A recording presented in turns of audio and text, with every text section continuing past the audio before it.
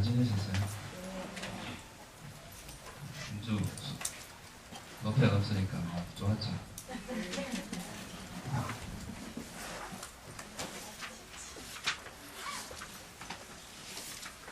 그동안 지난번 제가 한번 집에서 자기 마음을 한번 관찰해보라 해보셨어요? 계속 자기 마음에서 어떤 일이 일어나고 있는지 한번 관찰해보셨겠죠?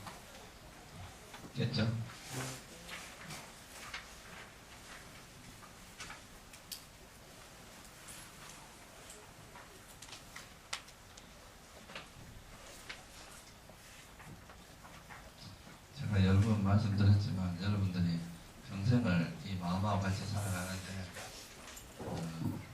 마음을 자기 마음이 어떻게 움직이는지를 너무 모르고 산다는 것은 어떻게 보면 불행한 일입니다. 자기 마음이 어떻게 움직이는지를 잘 아셔야 이제 뭐 우리가 어떤 위기 상황에서 대처하는 방법도 알고 또 어떻게 해야 내가 잘 행복하게 살 수 있는지 어떤 마음을 일으키면 내가 불행해지는지 이런 거에 대해서 여러분들이 지혜를 얻을 수가 있겠죠, 그죠? 그러니까 그런 걸 잘 모르면 그냥 어떻게 보면 그렇게 살아가는 사람의 삶을 우리가 이제 옛날 어른들은 모도본부라고 했습니다. 모자가 들모자고요. 도자는 무슨 자인지 잘 모르겠다. 흔들린 도자가 뭐 그럴 겁니다. 그러니까 이 틀을 아주 가벼운 틀을 하나 이렇게 딱 공중에 던지면 이게 바람 따라 이래 흔들리고 저래 흔들리고 막 이렇게 흔들리면서 가잖아요. 그런 것처럼 우리 마음이 어떤 경계의 바람이 불어오는 대로 일로 갔다가 절로 갔다가 이렇게 움직이는 거를 이제 그런 식으로 비유를 했는데 결국은 이제 우리가 수행을 해서 그 마음이 수행이 깊어진다는 것은 외계의 어떤 대상과의 관계에서 흔들리지 않고 경계 바람 그런 걸 이제 경계가 불어오는 바람이라 그러죠. 어떤 대상들 바깥의 경계들이 나타났을 때 그런 경계들에 의해서 흔들리지 않는 평온한 평정한 마음을 유지하는 것. 이거를 이제 빨리에서는 상카라에 대한 평온의 지혜, 상카루페카 또는 그렇게 이야기를 하고요. 대승불교나 이런 데서는 경계에 뺏기지 말라, 마음에 팔풍에 끄달리지 마라, 뭐 이런 형태로도 이야기를 합니다. 기본적으로 우리가 이제 우리에게 다가오는 여러 가지 경계들에서 어떤 경계가 다가오더라도 내 마음에 동요가 일어나지 않으면 그것이 이제 가장 중요한 거라고 볼 수 있겠죠, 그죠?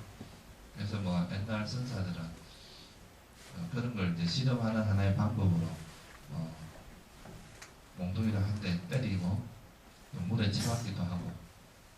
그러니까 그럴 때 만약에 번뇌가 있는 사람 같으면 어떻게 되겠어요? 화가 나거나 뭐 두려움이 일어나거나 그렇게 되겠죠. 그래서 하여간 여러 가지 방법으로 이제 우리가 어떤 경계를 만나는데 그런 경계 중에서 강한 경계일수록 사실 우리가 어떻게 극복을 하기가 참 어렵습니다. 경계가 강하면 강하죠. 예를 들면 죽음이라든가 아주 큰 일이 다가온다. 이런 거는 그런 일이 다가올 때 우리 마음이 막 흔들리기가 쉬운데 공부가 깊어진다는 건 어떤 상황에서도 자기의 어떤 평정심을 유지할 수 있는 그런 상태를 이야기한다고 할 수 있습니다. 그러니까 그런 거는 우리가 많이 이제 노력을 해가지고 마음에서 그런 어떤 상태에서도 흔들리지 않는 그렇게 되려고 하면 상당한 노력이 필요합니다. 그리고 세상에 대한 깊이 있는 통찰을 통해서 이런 것들은 뭐 그냥 왔다 가는 거구나 하는 것들을 이해를 하면 그렇게 흔들릴 가능성이 훨씬 줄어들겠죠. 그래서 이제 우리가 그런 걸 위해서 지금 그런 지혜를 개발하기 위해서 이런 수행을 하는 겁니다. 공부를 하고.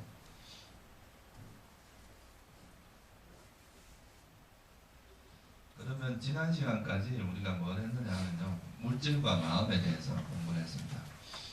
그 물질과 마음에 대해서 하는 걸 우리가 청정의 단계로 보면 몇 번째 단계입니까? 첫 번째가 뭐예요? 그러니까 그 이제 7청정 중에 첫 번째가 계청정이죠. 계율에 대한 청정. 두 번째가 심청정, 계정까지. 그 다음에 이제 해수행에 들어와서 첫 번째가 뭐였어요? 견청정이 물질과 정신에 대해서. 그러니까 견해의 청정인데 우리가 나라고 하는 것을 영혼이나 뭐 어떤 중생, 자아 그런 개념으로 보지 않고 물질과 정신이 결합한 것이다. 오온의 집합이다. 이렇게 바라보는 그 견해 그렇게 바뀐 거죠. 그러니까 내가 뭘 한다가 아니라 이제는 물질과 정신이 뭘 한다. 물질과 정신의 작용이다. 이렇게 바라볼 수 있는 것을 견청정이라고 합니다.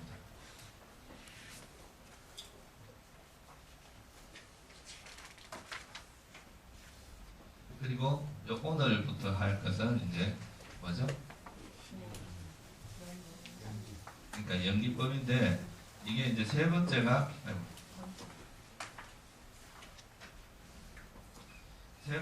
이제 견청정이고 네 번째가 오늘부터 하는 도의라는 건 뭐냐면 건널 도자입니다. 건널 도자. 의심의 자.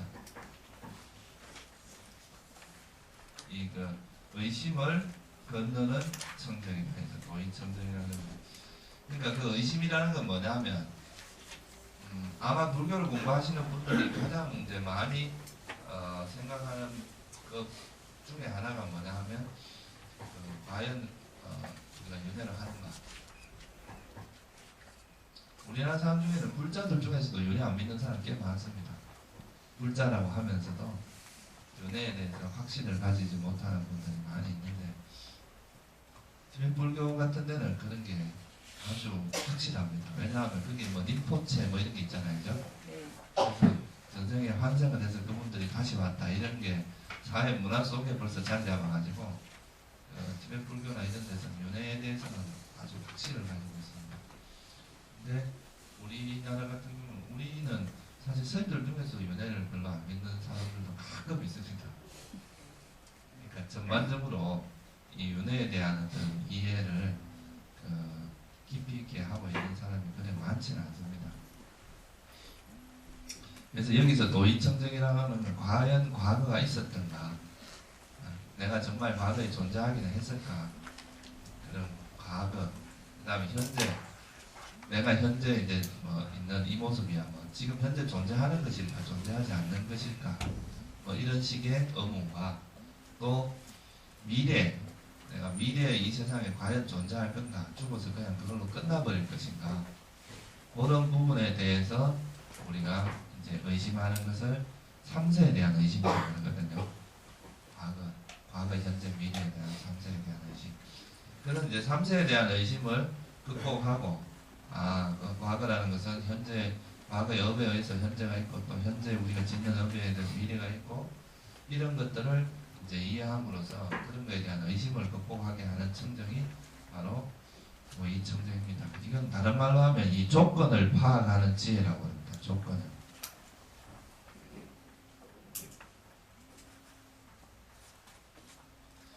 그러니까 도의청정의 다른 말은 조건을 파악하는 지혜입니다. 결국은 이제 우리가 살고 있는 이 세상에서 일어나고 있는 일들이 그냥 막 우연히 일어나는 것도 아니고 조물주가 이 세상을 이렇게 해라 하고 딱 일어나고 저렇게 해라 하고 일어나는 것도 아니라 어떤 적당한 조건들의 화합에 의해서 그 조건이 이루어지면 어떤 현상이 일어났다가 또 그 조건이 사라지면 그 현상이 사라지고 이런 형태의 그걸로 일어난다고 해서 이 조건을 파악하는 지혜라고 합니다. 그 조건에 대한 이해를 잘함으로써 이 사실 이제 불교에서는 이 조건이라고 하는 이것이 되게 중요합니다. 불교를 이해하는 데 있어서 이 연기법을 잘 이해를 해야 우리가 불교에 대해서 잘못 이해를 하지는 않습니다. 연기를 잘못 이해를 하면은 불교가 항상 헷갈리고요. 이 말 들으면 저 말이 맞는 거고 저 말 들으면 저 말이 맞는 거고 이런데, 그러니까 연기라는 것은 이제 어떤 조건에 의해서 일어나는 것을 설명을 하는데 조금 더 이제 그거를 설명을 해보면 우리가 살고 있는 이 세상이 분명히 어떤 형태로든지 이렇게 존재하는 쪽으로도 이해를 할 수 있거든요. 뭐가 있으면 뭐가 있는 거잖아요, 그죠? 지금 우리도 소리도 있고 제가 말도 있고 손짓도 있고 뭐 여러 가지 동작도 있고 한데 또 어떤 면에서 이걸 또 공이라 한단 말이에요. 무아라고 하고 불교에서는 그죠? 그러니까 그 뭐가 있다는 측면하고 그러니까 우리가 업을 지으면 그 업의 과보가 있다라고 이야기하는 그런 측면도 있고 또 사실 이 본질이 공하다, 무하다, 본성이 없다라고 하는 측면도 있거든요.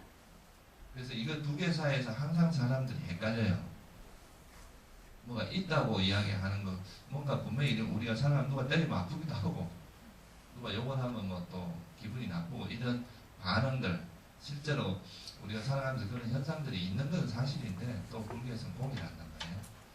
그러니까 그 두 가지를 정확하게 이해를 할 수 있게 해주는 게 바로 연기법입니다. 연기법을 이해를 하면은 조건 따라 일어난다는 그건 일어난다는 측면에서 보면은 그것은 분명히 뭔가 현상들이 있다는 측면을 이야기해 주는 거고 또 그것이 조건 따라 일어났다가 그 조건이 사라지면 사라진다는 것은 변한다는 뜻이거든요. 그죠? 뭐가 일어나서 영원히 쭉 있으면은 어떻게 되겠어요? 그거는 변하는 게 아니고 그것은 무아가 아니잖아요. 그죠? 아가 있는 거잖아요. 아가 있으면 아예 일어나지도 않고 항상 있겠죠. 그런데 일어났다 사라졌다 하는 그 자체가 우리 현상 자체가 그 현상적으로 뭔가 있긴 있지만 이거는 임시로 있다. 항상 있는 게 아니라 임시로 있다. 이걸 중국에서는 가라고 표현했습니다. 그러니까 그 빨리어로는 이걸 뭐라 그러냐면 브라즈나 아냐띠라는 말도 이 가라는 말하고 관계가 있습니다. 그런데 이거를 현상적으로 실제로 이건 실제로 있는 게 아니라 그냥 임시로 잠시 아주 짧은 순간에 일어나서 그 상황에는 있다가 또 이게 사라지는 거예요. 그래서 이 가의 세계인데 이 가 자체가 공이다. 이게 일어났다가 그 잠시 머물다 사라지기 때문에 이건 본성이 없기 때문에 그 자체가 공이다. 이렇게 해서 이 공과 가가 공 속에 가가 있고 가 속에 공이 있다. 이렇게 이제 설명을 한 게 바로 중도 사상입니다. 중도. 이제 그걸 중국에 가면 이제 부처님께서는 이걸 연기법으로 그냥 모든 중도 이야기를 하면 다 연기법으로 다 설명을 했는데 그 부분을 조금 더 다른 각도에서 설명을 해낸 게 바로 이제 뭐 이게 중론에서 하는 이야기거든요. 공가중이라고 하는 게. 그래서 공과 가와 이것이 항상 공 속 그 공이라는 측면은 가의 표현이고 가라는 것은 공을 내포하고 있고 이런 두 가지가 항상 그 속에 같이 있다는 개념. 이거를 이제 이해하기 위해서 뭘 이해를 해야 되냐? 바로 연기법을 이해하는 겁니다. 연기를 이해하면 이걸 이해를 할 수 있는 겁니다. 그래서 어느 한쪽도 치우치지 않고 너무 이제 공이라는 측면에 치우치면 어떤 문제가 생기냐면요. 뭐 무슨 짓을 해도 관계없다. 내가 뭐 어차피 공인데 뭐 세상이 뭐 의미 없다. 그냥 뭐 내가 무슨 짓을 해도 이건 다 공한 것이다. 이렇게 이해를 하는 경우가 있고 또 너무 유라는 측면, 있다는 측면에서 강조를 하다 보면 그건 이제 또 세간살이하고 똑같습니다. 세속적인 삶이죠. 그러니까 우리가 살고 있는 이 세계에 너무 집착을 하게 되고 그래서 이 두 가지의 적절한 이제 균형을 맞추는 것이 바로 이제 이 연기법에 대한 이해고 그거를 터득하는 게 중도를 터득하는 겁니다. 그래서 불교에서 중도를 옛날에 성철 스님께서 중도에 대해서 되게 강조를 많이 하셨죠. 그죠? 백일법문을 통해서 중도 전체를 한번 이렇게 각 부파마다 어떤 초기 불교부터 시작해서 불교가 발전되어 오면서 여러 가지 변화를 겪었지만 그 모든 전체적인 가르침의 공통된 가르침의 핵심을 보면 연기, 중도라고 하는 걸로 다 이제 통해진다. 그거를 이제 그 100일 동안 이제 해인사에서 법문을 하셨어요. 그 법문 내용이 책으로 나온 게 이제 100일 법문이라는 책이거든요. 언제 기회가 되면 뭐 서원에서도 그걸 한번 공부를 해보면 좋을 것 같아요. 그러니까 그 중도라는 것을 이해를 하는 것은 이제 불교가 어려운 이유가 바로 여기 있습니다. 이건 중간이 아니고요, 그죠? 어떤 중간이라는 뜻이 아니고 그 이제 공이라는 측면과 가라는 측면 이 두 가지를 다 이해를 해야 되는데 그 이해의 그러니까 키가 뭐냐? 이 이해를 푸는 키가 바로 연기법이거든요. 그래서 연기법에 대한 이해를 하게 되면 여러분들 이런 개념들이 그렇게 어렵지가 않습니다. 그래서 어떤 면에서 보면은 항상 불교에서는 이 연기법이라고 하는 것이 가장 중요하다. 부처님께서 계속 강조를 한 이유가, 그래서 어떤 면에서 불교가 어려운 이유도 바로 연기법 때문에 어렵습니다. 그리고 심오한 이유가, 이것이 일반적으로 그냥 다른 그 개념들하고 달리 연기는 아주 많은 것을 내포하고 있기 때문에, 그래서 그 연기를 이해한다는 것은 또 조건을 이해하는 겁니다. 항상 연기법이라는 게 조건 따라 일어나서 조건 따라 사라지는 그런 거에 대한 설명이기 때문에, 그래서 이런 조건에 의해서 일어나는 모든 법들을 우리가 뭐라고 합니까? 유의법이라 그러죠. 그죠? 유의법 또는 빨리어는 상카라는 겁니다. 상카라.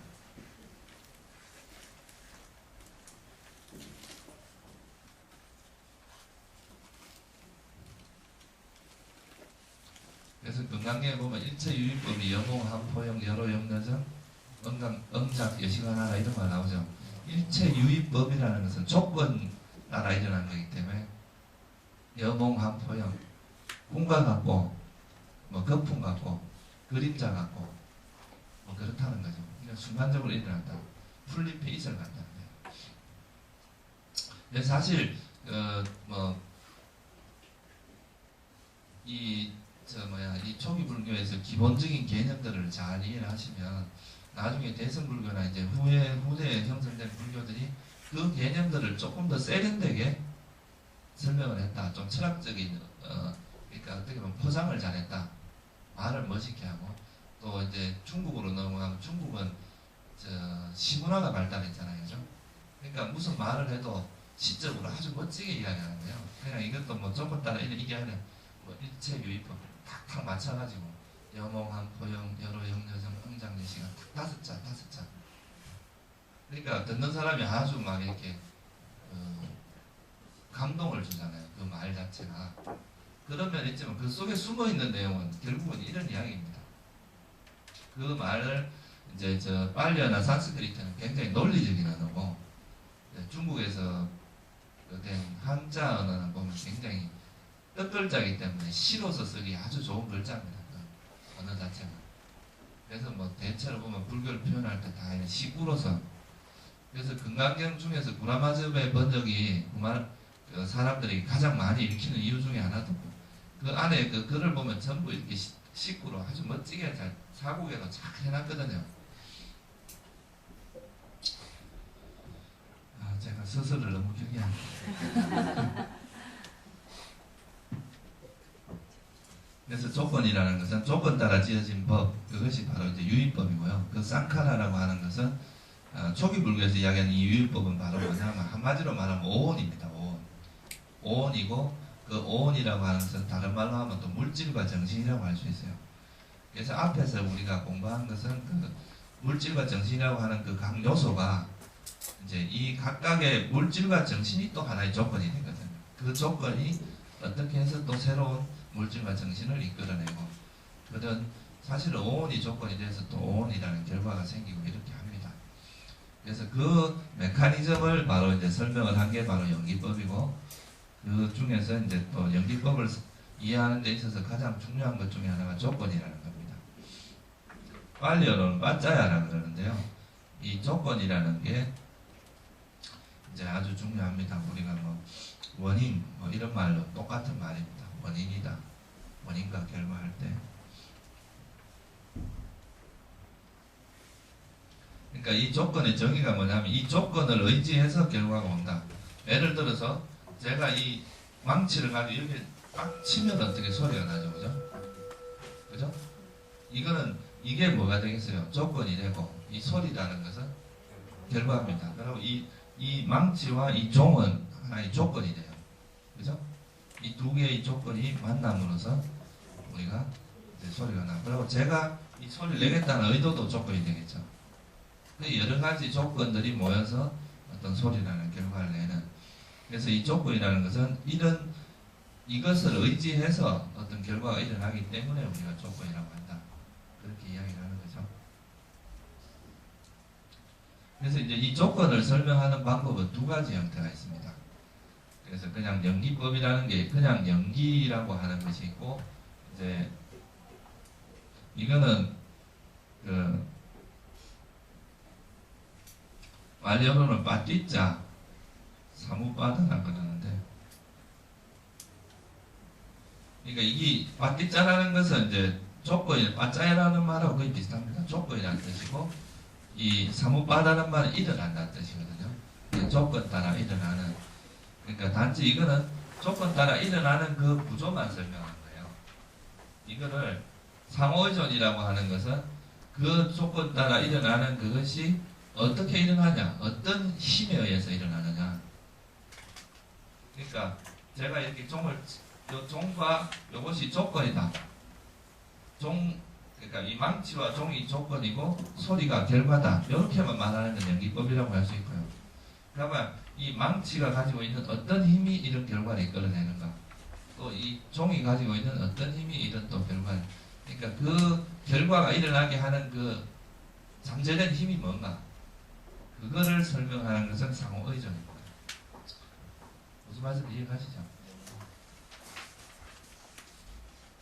그래서 이 두 가지를 잘 이해를 해야 이제 연기법을 이해하기가 쉬운데, 이 연기, 어떤 것에 의지해서 어떤 것이 드러나는 구조를 가장 체계적으로 설명을 잘 하신 게 바로 12연기입니다. 12가지 연기의 각 요소를 가지고 이것은 이것 때문에 일어나고 이것은 이것 때문에 일어난다, 이런 것들을 쭉 설명을 한 게 12연기입니다. 그래서 여기 보면은 연기법은 어떤 조건, 예를 들어서 하나의 지금 이제 12연기 중에 처음 나오는 게 무명을 조건으로 해서 행이 일어난다, 이런 게 있잖아요. 그죠? 무명, 행, 그죠? 무명 때문에 행이 일어난다. 여기서 행이라는 말은 조금 이따 설명을 드릴게요. 그러니까 무명 때문에 행이 일어난다, 이렇게 했을 때, 무명이라는 것이 뭐예요? 우리가 하나의 조건이잖아요. 이거는 이제 조건이 어떤 결과가 일어나도록 해서 조건을 만들어주는 법이다. 그죠? 그래서 이걸, 빨리오는, 뭐라고 이런 설명을 하냐면 조건 짓는 법이라고 이야기합니다. 조건을 만드는, 조건이 되는 그런 법이라는 거죠. 그래서 이 무명이라는 게 하나의 조건이에요. 예를 들면 이 망치와 종은 뭐가 되겠어요? 조건 짓는 법이 됩니다. 그러니까 이 조건을 만드는 법이 되고, 이 소리는, 그렇죠, 이 조건에 따라 생긴 법, 그게 되고. 그래서 이 연기라는 것은 어떤 조건 짓는 법으로 어떤 조건 따라 생긴 법이 생겼나. 그러니까 쉽게 이야기하면 어떤 원인에서 어떤 결과가 생겼나, 이것만을, 이 구조를 설명하는 게 연기법입니다. 그래서 이 연기라는 말 자체가 우리가 한자로 이 연자를 쓰잖아요. 그죠? 이게 무슨 연자예요? 조건 연자거든요.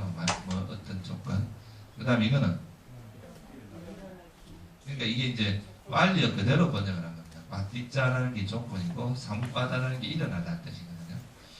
그래서 조건 따라 일어나는 것. 그러니까 앞에 조건 짓는 법에서 어떤 결과가 일어난 그 구조를 설명합니다. 그래서 영어로도 이걸 dependent origination이라고 번역을 합니다. dependent라는 건 뭐뭐에 의지하다, 이런 뜻이잖아요.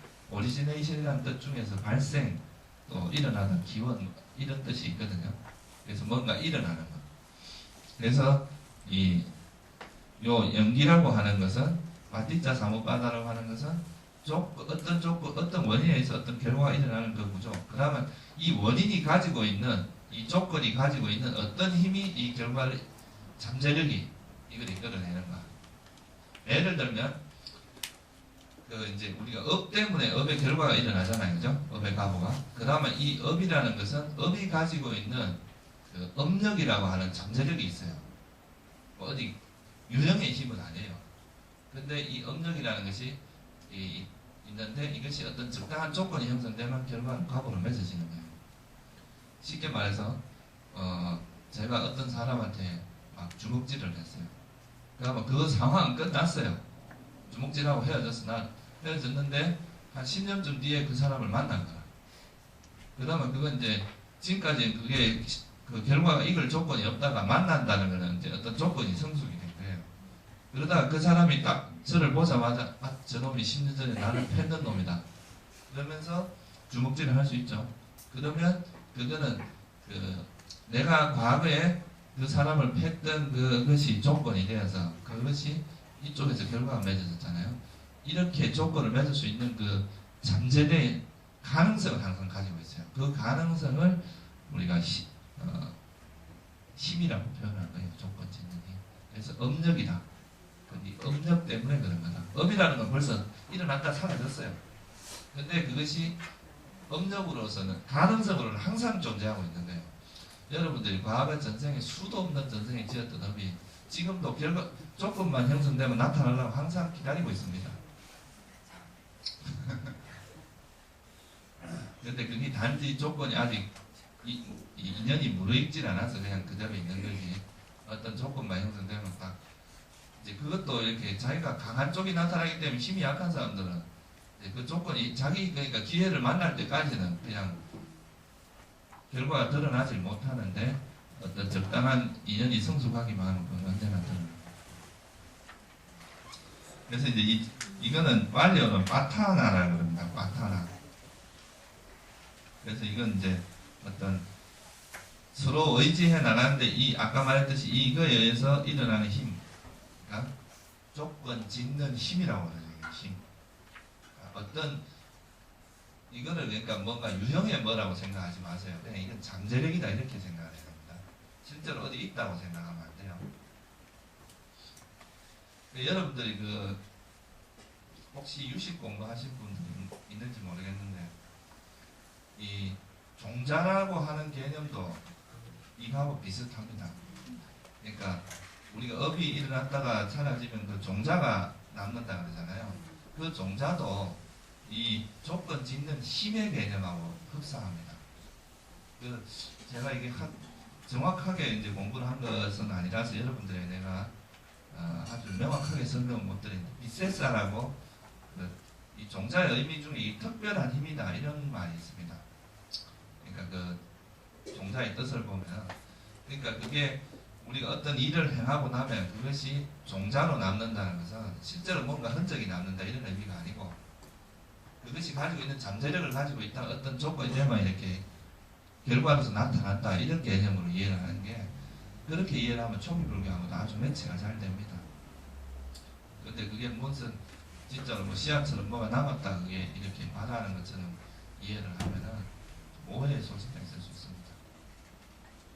하여간 조건 짓는 힘에 대해서 설명한 게 상호의존인데 다음에 우리가 다음 시간에 상호의존에 대해서 설명을 드리고 오늘은 12연기에 대해서 말씀을 드리겠습니다.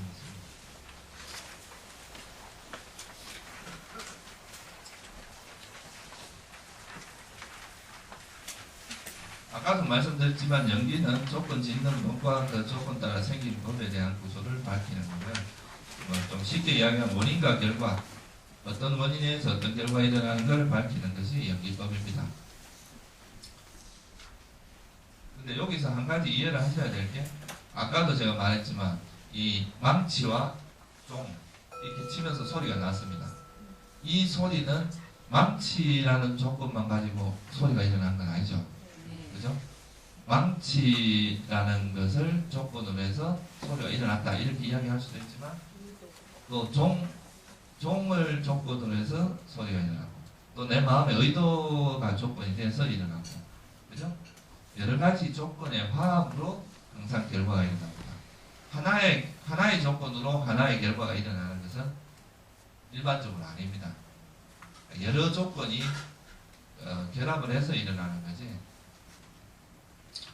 그런데 여기서 왜 그럼 무명 때문에 행이 일어난다. 무명 한 가지만 드러내느냐 이렇게 이야기하면 그때의 그것은 가장 주된 원인을 드러낸 거예요. 그 여러 가지 원인 중에서 가장 뚜렷한 그런 원인을 드러낸 거지 그 원인 하나만으로 일어나는 건 아니라는 걸 이해하셔야 됩니다. 여러 조건이 포함해서 일어나는 것이다.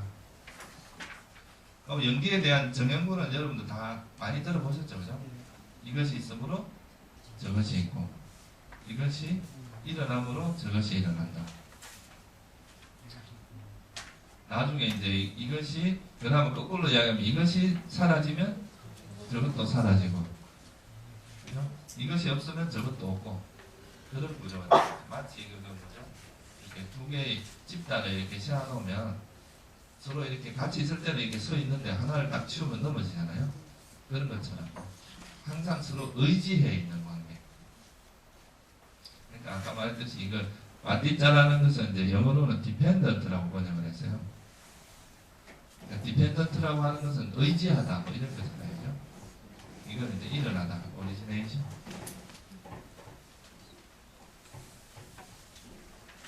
항상 그러니까 뭔가 서로 의지해서 일어나지 독립적으로 일어나는 건 있을 수 없다는 거죠.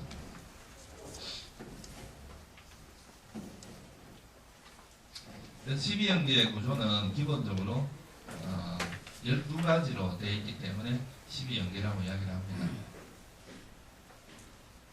이거 다 외우시죠? 우명행식, 물질 정신 대신에 뭐라 그래 이거? 보통 이제 한문으로 명색이라고 보통 이야기를 합니다. 정신이 명이고 물질이 색이에요. 그러니까 우명행식, 명색, 육처, 촉수, 예, 치유, 생로사, 그죠?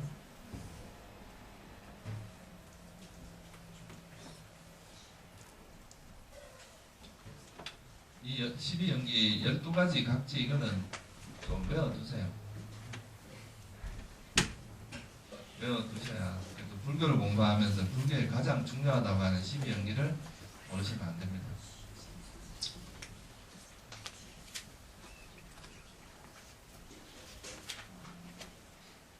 요 12연기의 각각의 각지에 대해서 먼저 하나하나 설명을 드리고 나중에 이제 그 전체 구조에 대해서 설명을 드리겠습니다.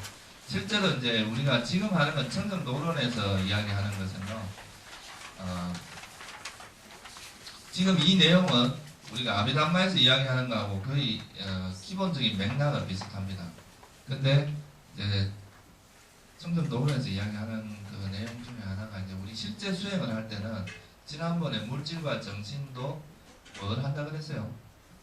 그것을 어떤 개념의 범주가 아니라 실제로 일어나는 현상을 본다 그랬잖아요. 그걸 뭐라 그런다 그랬어요?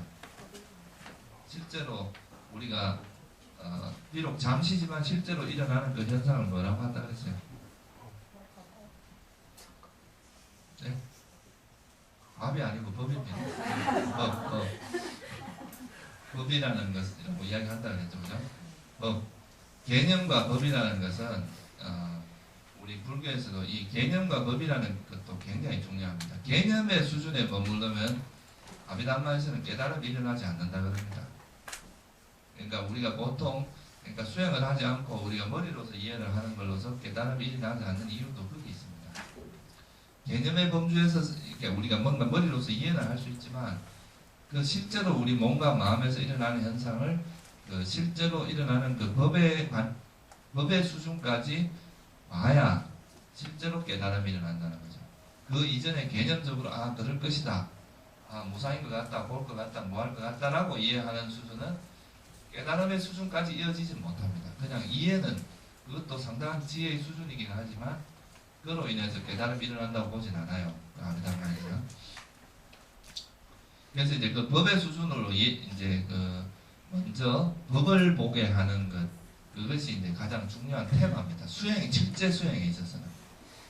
그래서 물질과 정신을 관찰하는 그 견청정을 공부할 때, 우리 몸을 쪼개서 깔라바를 보고 그 깔라바에 있는 물질의 요소를 관찰하는 게 법을 보게 하고, 또 정신에서 그 각 인식 과정마다 일어나는 그 마음의 요소들을 보게 해서 법을 보게 합니다. 그 다음에는 이번에 하는 작업은 그 각 요소들이 어떻게 조건화되어서 일어나는지 그 관계를 보게 하는 거죠. 그러니까 그걸 하기 전에 먼저 하는 그 작업이 뭐냐 하면, 이거는 아까 조건이라는 것은 뭐가 있다 그랬어요? 이 의심을 극복하는 청정, 네 번째죠. 이 도의청정이라고 하는 것은 과거 전생부터 현생에 오고 현생에서 미래가 가는, 쉽게 말해서 과거, 현재, 미래에 대한 이해가 필요하거든요. 그죠? 그래서 뭘 하느냐 하면 첫 번째 자기 전생을 보게 합니다.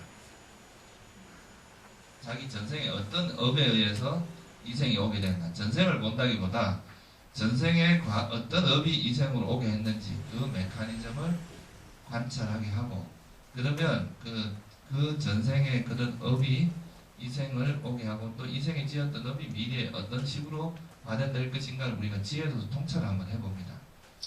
그런 과거 전생, 그 다음에 그 전생은 또 이 전생은 또 과거에 어떤 업에서 또 왔는지, 이렇게 거슬러 올라가다 보면 한 뭐 5생 정도를 통찰을 해보면, 이게 12연기의 구조를 그냥 막연히 이렇게 머리로서 이해하는 게 아니라 이제 실제로 이렇게 진행되어 오는 그 업을 찾아내가면서 그것들을 이제 관찰을 하는 거죠.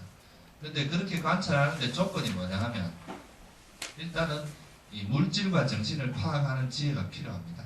왜냐하면 이건 그 물질과 정신을 가지고 그 오온을 그 각각의 법들을 가지고 과거로 거슬러 가서 그 업을 찾아내기 때문에 이 법에 대한 이해가 없으면 그거를 거꾸로 갈 수가 없어요. 그리고 또 이렇게 가기 위해서는 강력한 집중력이 필요합니다. 그래서 이제 약간의 집중력, 그러니까 어느 정도, 그러니까 근접 3매 이상의 선정력, 그러니까 본산매면 더욱 좋고요. 색계 4선정까지 익힌 사람은 훨씬 그 전생을 거슬러 가기가 쉽습니다. 그래서 그 훈련을 된 사람에게 이제 이 12연기에 나중에 제가 그 법회의 마지막에 이야기할 그 방법을 가지고 자기 전생에서 이생이 오게 만든 그 뚜렷한 업을 찾아내야 됩니다. 실제로 자기 업을 보는 거죠. 그러니까 이 전생에서 오는 것이 이 업에서 내가 이렇게 왔구나, 또 현재 업을 지으면 또 미래에도 이렇게 되겠구나 라고 통찰을 하게 되면 과거, 현재, 미래에 대한 의심이 사라지겠죠. 그죠? 그래서 그렇게 해서 우리가 이제 이렇게 윤회가 되고 있다는, 과거, 현재, 미래가 분명히 있다는 부처님 말씀에 대해서 의심을 극복하는 방법입니다. 그래서 실제로 수행할 때는 지금 제가 이 설명드린 건 기본 구조고, 조금 이따가 제가 어떻게 그거를 찾아내는지 간단히만 말씀을 드릴게요. 그래서 먼저 우선 12연기에 대해서 간단히 설명을 드리면, 첫 번째 이제 무명 첫 번째 각지가 무명이잖아요. 그죠? 무명 때문에 행이 있다라고 하는데, 무명은 뭐냐 하면 그 사성제에 대한 무지를 무명이라고 합니다. 왜 사성제에 대한 무지가 무명이냐 하면, 어떻게 보면 이제 사성제는 부처님께서 깨달음을 얻고 나서 이 세상을 있는 그대로 통찰한 모습입니다. 그죠? 이 진리의 세계에 대한 통찰인데, 우리는 때로는 진리에 맞게 생각을 하기도 해요. 가끔씩, 아주 가끔씩 이제 정신이 들어가지고 진리에 맞게 생각을 하는데, 대부분은 이제 그 진리에 맞지 않는 생각을 하죠. 그래서 아무 생각 없이 사는 사람에게 지옥의 문은 활짝 열려있다, 그렇게 이야기하죠.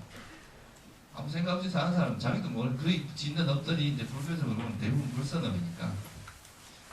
그런데 이제 이런 성자들의 가르침을 통해서 우리가 세상을 바라보는 시각을 점점 다듬습니다. 처음에는 그게 잘 안 되는데 자꾸 훈련을 통해서 정말 객관화하는 작업들을 해 나가다 보면, 그 객관화하는 가장 기본은 뭐냐 하면 탐심과 진심을 없애는 겁니다. 기본적으로 그 탐심과 진심을 없애다 보면 우리가 마음이 아주 객관적인 시각을 가지고, 그것을 한 걸음 더 나가면 무지, 지혜로서 무명을 우리가 버릴 수가 있거든요. 그래서 일단은 기본적으로 우리가 중생들이 가지고 있는, 일반 범부들이 가지고 있는 것은 그 진리를 아직 깨치지 못했기 때문에, 그런 진리에 대한 무지가 이제 무명이라고 표현을 하는 거죠. 그래서 불교적으로 볼 때는 그 진리라는 것이 사성제나 연기법으로 나타나기 때문에, 사성제나 연기에 대한 무지를 보통 일반적으로 무명이라고 표현을 합니다. 무슨 말씀인지 아시겠죠? 그래서 여기 아까 말했던 이제 과거, 현재, 과거와 미래 이런 거에 대한 어리석음도 무명에 포함됩니다. 근데 이런 거는 연기 속에 다 포함되어 있기 때문에, 그냥 일반적으로 쉽게 이야기하면 무명이라고 하는 것은, 불교에서 말하는 무명은 사성제와 연기에 대한 무지라고 보시면 됩니다. 그래서 이런 무명이 바탕이 돼가지고 이제 세상에 대한 올바른 지혜로서 통찰을 못하니까 제일 이제 대표적인 무명이 뭐냐 하면요. 이 세상이 사실은 그렇게 우리에게 행복을 주는 것이 아닌데 행복이라고 집착을 하는 거죠. 행복이라고 파악을 하는 거예요. 우리가 살고 있는 세상을.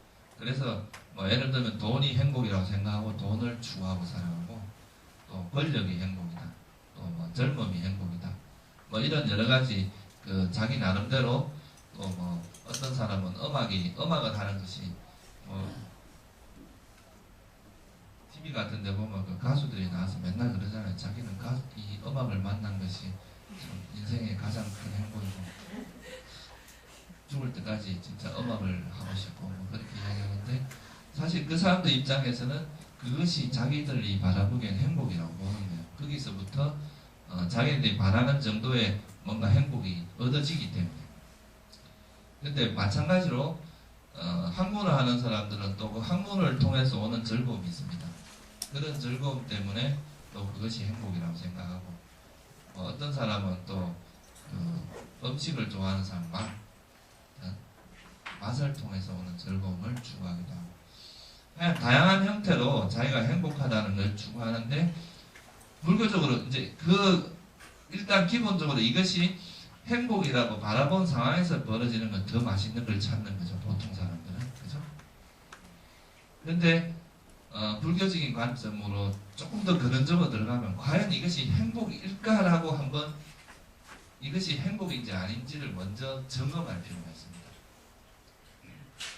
보통 사람은 이것이 행복이라는 관점에서 더 좋은 걸 막 찾아다니지만, 그래서 이제 그런 근원적인 것, 아까 말했듯이 가장 근원적으로 그 현상에 대해서 잘못 이해를 해서 그것에 이해한 것에 대한 집착이 일어나는 거거든요.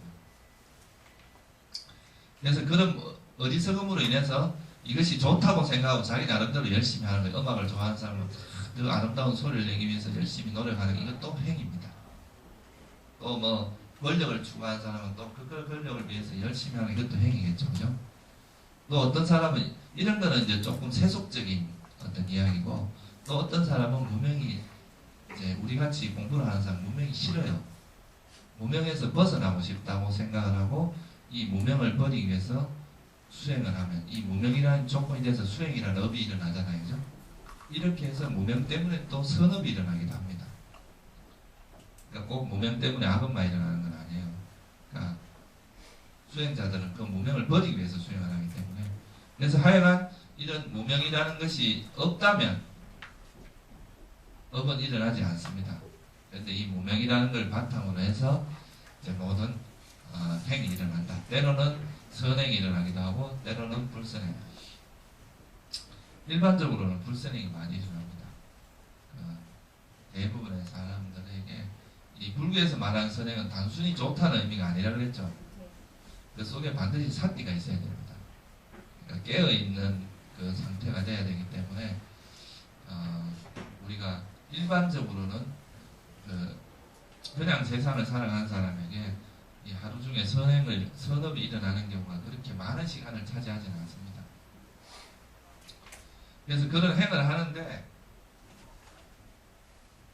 우리가 뭐 불선행이 있을 수 있고, 그죠? 여기서 행이라는 의미는 빨리어로 쌍카라라 그러는 건데, 이것은 사실 여기서 말하는 행은 거의 업하고 같은 개념으로 이해하시면 됩니다.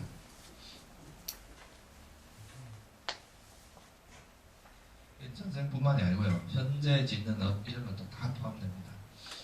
그래서 그냥 우리가 만약에 이런 것들에 대해서 좋아하거나 왜곡된 그런 무명이 없다면 이런 행들이 일어나지 않을 텐데, 이런 무명을 통해서 어떤 거에 집착이 일어나면서 돈을 집착하게 되면, 이게 돈이 좋다는 무명으로 돈에 집착을 하면 그거를 얻기 위해서 열심히 노력하는 거고, 또 자기 아름다운 미모가 좋은 거라고 생각하는 그런 무명에 의해서 또 그걸 집착하면서 열심히 또 피부를 가꾸기 위해서 엄청난 돈을 투자를 하는 거죠. 그런 게 다 행입니다. 그래서 우리가 모든 어떤 인생사에서 일어나는 것들은 이런 무지를 바탕으로 해서 일어나는 거죠. 그래서 그런 것은, 이런 행들은 다시 그 행이 가지고 있는, 쉽게 말하면 이 행은 업이라는 개념으로 그냥 이해를 해도 됩니다.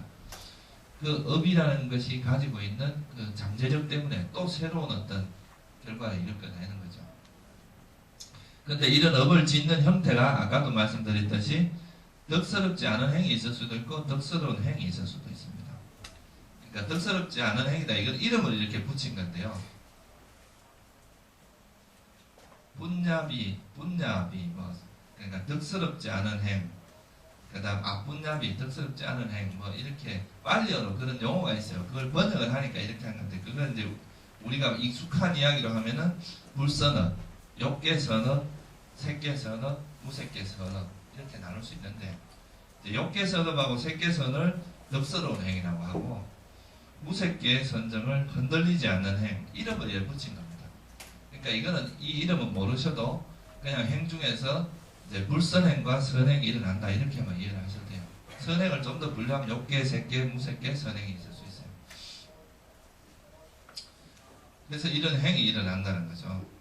우리가 뭐 때로는 이걸 조금 자세하게 설명을 하면 이제 일반적인 행에서 우리가 가장 많이 이제 선행을 먼저 이야기를 하면 뭐 보시를 한다거나 계율을 지킨다거나 또는 선정을 닦아서 여러분들이 삼매에 들어간다거나 또는 무색계 선정에 들어간다거나 이런 것들을 우리가 선행, 총 합쳐서 이걸 선행이라고 이야기합니다. 이거에 대해서 이건 너무 자세히 설명하려면 시간이 길어지니까 다 대부분 지금까지 이야기해온 것들이죠. 그죠? 그 다음에 이제 덕스럽지 않은 불선행이라고 하는 것은 이제 우리가 10불선행이라고 들어보셨죠? 그죠? 이거 우리나라에서 많이 하는 천수경에 나오는 이야기잖아요. 그죠? 산생중재 금일참회, 주도중재 금일참회 뭐 쭉 나오는 게 이 10불선행을 이야기합니다. 그래서 이건 이제 몸과 신구이라고 해서 몸으로 짓는 업, 그 다음에 구로, 이 업이라는 건 행으로 이해를 하면 됩니다. 그러니까 몸으로 짓는 행, 입으로 짓는 행, 마음으로 짓는 행을 이제 그렇게 행이 일어난다는 무명 때문에, 그죠?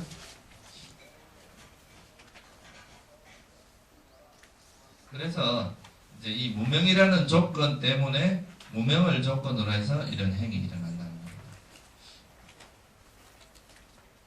아라한 같은 경우는 이제 이런 무명이 다 없어지고 나면 이런 행, 이 행이라는 말에는 업이라는 개념이 포함되어 있는데 그 아라한에게는 행이 없어요. 아라한은 그냥 작용만 하는 거예요. 그러니까 어떤 행위를 해도 그게 흔적이 안 남아요. 그래서 그냥 그것은 그 행위 자체로만 끝나고 그것이 다음에 일어나는 어떤 새로운 결과를 만들어내지 않는다는 거죠.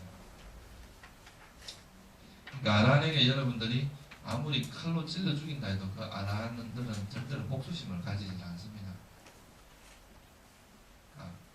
그게 이제 아라한들 마음에서는 그냥 그 상황을 그대로 받아들이고 이해를 하는 거지, 그걸로 인해서 새로운 어떤 무지가 없기 때문에 이것은 어떤 그냥 인연 따라 일어나는, 조건 따라 일어나는 하나의 상황이라고 이해를 해버리기 때문에 이거에 대한 탐욕이라든가 성냄이 일어나지는 않거든요.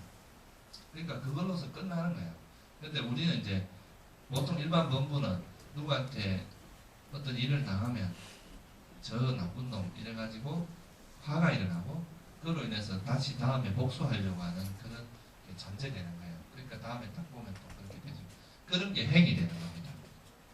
행이라는 것은 다시 이렇게 의도적인 그 형성력 같은 게 있기, 다시 그 행위로 인해서 오는 결과를 이끌어내는 힘이 있습니다. 법력처럼. 무슨 말씀인지 아시겠죠? 그렇게 해서 이제 이 행이라는 게 무명 때문에 일어나면 그 다음에 이 행이라는 것은 아까 뭐라 그랬어요? 그것이 가지고 있는 어떤 그 다시 힘이 있다고 그랬잖아요. 그죠? 그 힘에 의해서 우리가 다시 그 업으로 인한 화로가 일어납니다. 결과가. 그것을 우리가 이제 재생연결식, 그러니까 두 가지 형태로 사실 이건 나눠지는데 제가 이거는 여러분들이 조금 어려워할 것 같아서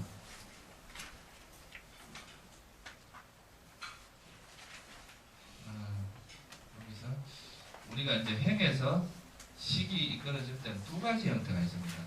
최초에는 처음에 우리가 이 생에 태어날 때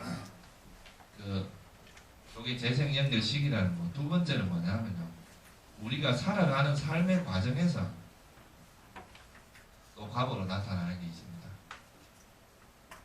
무슨 말이냐 하면은 우리가 이 생에 처음 태어나는 건 전생업으로 태어나는 거죠, 그죠? 그게 행이란 말이에요. 행 때문에 식이라는 게 일어나는데, 재생연결식이라고 하는. 근데 이 전생의 업이라는 게 꼭 이 재생연결식에만 영향을 미치는 게 아니거든요. 지금 약간 여러분들 말씀드렸지만 우리가 전오식으로 보이는, 그러니까 여러 가지 것들은 다 전생 과보로 일어나는 거 있잖아요. 그런 것들은 또 삶의 과정에서도 계속 영향을 준다는 거예요.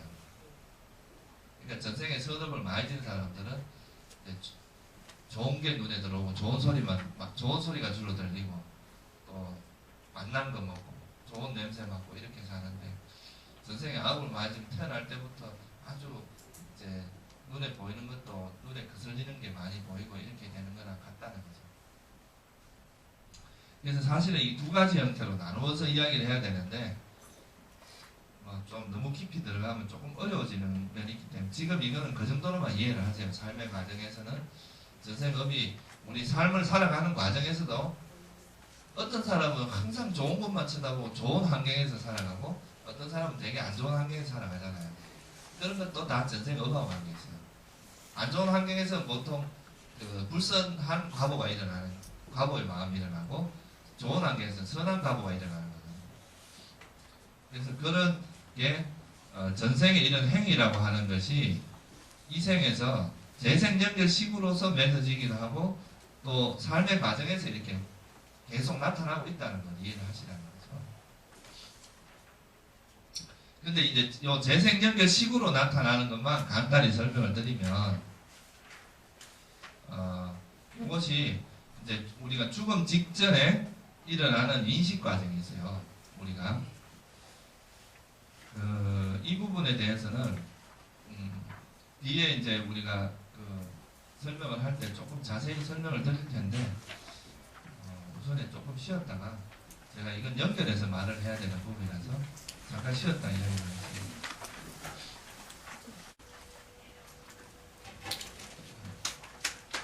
아까 지난 시간에 말씀드렸듯이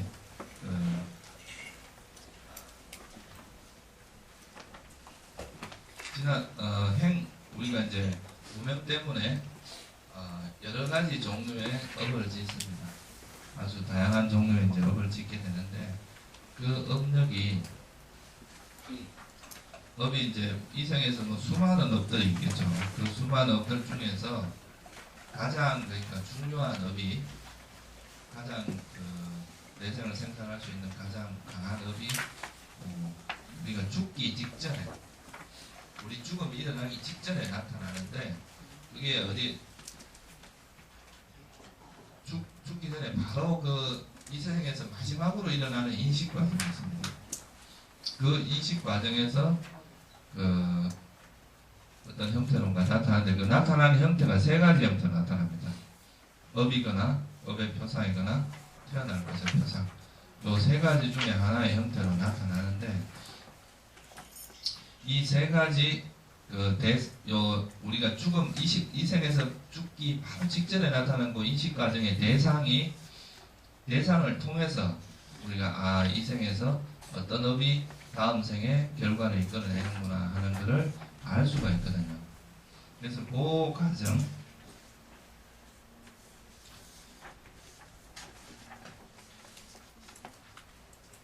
근데 여기서 이 업이 드러나는 형태에 대해서 제가 그냥 간단하게만 좀 설명을 드릴게요. 우리가 이 생에서 수많은 업을 짓는단 말이에요. 과거 전생에도 수많은 업을 지었습니다.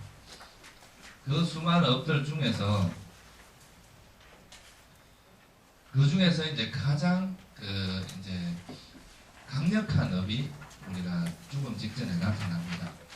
그 나타나는 순서가 이제 무거운 업이라고 하는 게 있고, 임종 가까이 지은 업이 있고, 습관적으로 지은, 이미 지은 업, 이래가지고 한 4가지 형태로 나눠집니다. 이 무거운 업의 대표적인 거는 선업에서는 뭐가 있느냐 하면 선정입니다. 우리가 선정에 들어가는 업은 일반적으로 굉장히 무거운 업입니다. 왜냐하면 선정에 들어간다는 것은 예를 들어서 1시간의 선정이 있다면 그 1시간 내내 그 자완화 상태가 이어지는 거거든요. 그 자완화는 보통 7번 일어났다가 또 어떻게 한다 그랬어요? 과학가에 들어갔다 또 7번 일어났다 이 반복되는데 선정 상태에서는 그 자완화가 일어나는 것만 그냥 1시간 동안 지속되는 거예요. 그러니까 선업이 얼마나 강력하게 일어나겠어요. 그죠? 그래서 그 일반적으로 선정이 선업 중에서는 가장 무거운 업에 해당합니다. 물론 위파사나 수행이나 이런 것도 굉장히 강한 업이긴 한데 무거운 업으로 분류하진 않아요. 불선업은 뭐가 되냐면 오역제. 오역제가 뭔지 아시죠? 이제 부처님 몸에 피를 내거나 란을 죽이거나 호흡을 처리하거나 승가의 하울을 떼거나 그 5가지. 이거보다 더 무거운 게 이제 확정된 사견이라고 하는 게 있는데요.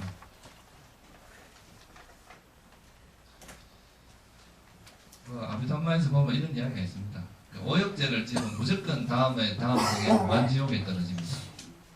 그런데 이 무간지옥에 떨어지는데 우리가 우주가 멸망하는 시기가 있다고 봅니다. 이제 그 불교에서는 그게 이제 그 여러 가지 삼재, 불로 멸망할 때 있고 물로 멸망할 때가 있고 바람으로 멸망할 때가 있는데 하여간 멸망할 때쯤 되면 이 지옥에 있는 중생들도 다 구제가 돼요. 이 지옥에 있는 중생들도 마음을 고쳐먹어서 이제 다시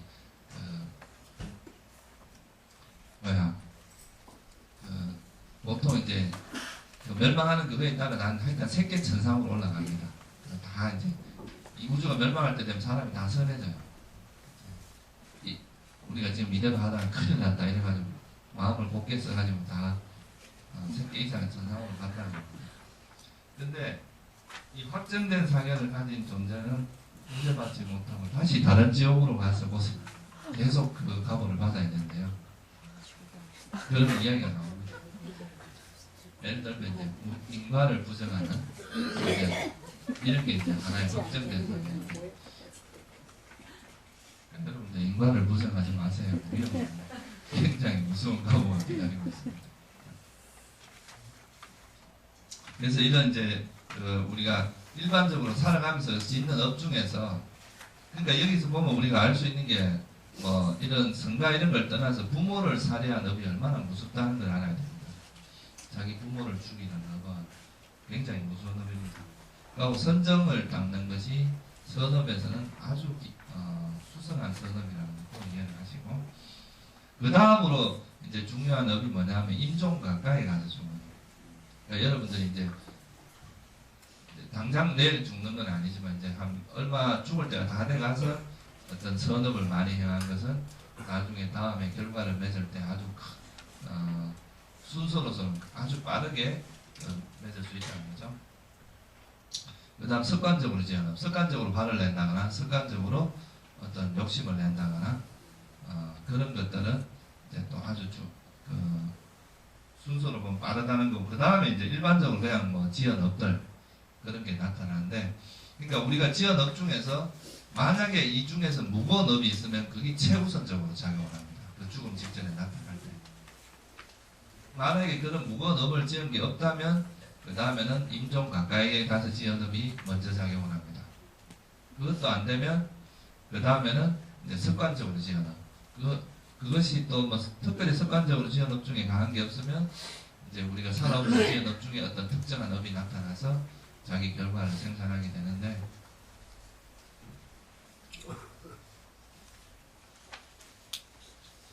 그러니까 여기서 보통 일반적으로 우리가 이제 이 무거운 업이 없는 경우는 임종 가까이 가서 지은 업이 굉장히 큰 영향을 주잖아요. 그죠? 그러니까 우리가 죽음을 잘 준비해야 된다는 게 여기에서도 관계가 있습니다. 우리가 아무리 잘 하다가도 죽을 때 다 돼가지고 너무 나쁜 짓을 많이 하면 그거는 오히려 그 이전에 그 우리가 지었던 선업이 이 악업에 묻혀버릴 수가 있습니다. 그러니까 일단은 우리가 좋은 존재에 태어나야 이 지었던 선업들이 또 계속 작용을 할 수가 있는데 그러니까 되게 선업을 많이 지었다가 죽기 직전에 좀 나쁜 짓을 해서 축생에 태어났어요. 이런 경우는 이제 그 죽음 직전에 해업이 주된 업이 되기 때문에 축생으로 태어났는데 전생이 또 선업지역이 많으니까 애완견으로 태어나가지고 먹고 사는 건 잘 먹고 이제 배불리 살지만 처음 그러니까 육도 중에 하나를 그 가를 때 그 업은 주된 업은 악업이 돼가지고 축생의 복을 받은 거죠. 근데 또 나쁜 짓 엄청나게 나쁜 짓 많이 하다가 나쁜 짓을 뭐 아주 심한 건 아니지만 사소하게 나쁜 짓을 많이 하다가 죽음 직전에 좀 정신이 바짝 맑아져서 좋은 업을 지었어요. 그런 경우는 사람으로 태어나도 이제 되게 찌들어지게 가난하거나 이제 여러 가지 아주 추하게 태어난다거나 또 몸이 건강하지 않다거나 뭐 이런 여러 가지 그 과보들을 받을 수가 있습니다. 그렇지만 하여간 죽음 직전에 일단은 우리가 인간의 몸을 받았으면 법을 듣고 이렇게 개선할 수 있는 여지가 있지만 축생의 몸을 받았거나 지옥에 떨어지면은 그 과보가 끝나기 전까지는 선업을 지을 수 있는 기회가 거의 없습니다. 물론 없는 건 아니지만 이제 그런 기회를 만나기가 쉽지가 않다는 거죠. 그래서 일단은 좋은 곳에 태어나는 게 전처에 태어나는 게 중요하거든요. 그러니까 여러분들이 이 원리를 잘 알고 계시다가 죽기 직전에 딱 정신 바짝 차리고 있으세요. 그래서 자기 선업을 딱 기억하고 딱 죽으면 일단 선처에 태어납니다. 그래서 우리가 수행을 해서 항상 사띠 힘이 강한 사람들은 죽기 전에 그러니까 나쁜 어떤 표상이 나타나더라도 그 표상을 바꿀 수도 있습니다. 실제로 그런 예가 이 주석서에 가끔 나옵니다. 성경도문에도 나오고. 그래서 평소에 수행을 많이 해놓은 사람은 자기가 죽음을 맞이할 때 굉장히 능동적으로 맞이할 수 있다고 할 수 있죠. 그래서 이제 그 자기가 그 죽음 직전에 그 아까 말했던 이런 순서에서 그 중에서 가장 강한 업, 그러니까 우리가 지었던 수많은 업들 중에서 가장 강력한 것이 먼저 자기 업을 생산하게 돼 있거든요. 그때 나타난 이 업은 우리가 생산업이라고 합니다. 그리고 아까 말했듯이 이 생산업에 의해서 육도 중에 하나가 결정이 됩니다. 무슨 말인지 아시겠죠? 그렇지만 이 생산업 말고도 지은 업이 많잖아요. 그 업은 육도 중에 이제 결정이 되고 나면 그 다음에 작용을 해요. 선업을 많이 지었으면 아까 말했듯이 사람으로 태어나도 아주 복 많고 막 이렇게 생활이 풍족하고 주위에 좋은 사람 많이 있고 이런 쪽으로 태어나고, 사람으로 태어났는데 선업이 그 뒷받침 스포트를 많이 못 해주면 그때는 이제 불선업이 나타나기 때문에 인간으로 태어나도 지옥과 같은 고통을 겪을 수도 있습니다. 그래서 그거는 이런 거를 우리가 이제 뭐라고 하냐면 이제 돕는 업이다 또는 뭐 방해업이다 뭐 이런 이야기를 쓰는데, 여기서 말하는 생산업은 육도 중에 하나를 결정해주는 아주 주된 업을 이야기하는 겁니다. 그러니까 뭐 실컷 놀다가 죽을 때 선업 짓자 이렇게 생각하면 오산입니다.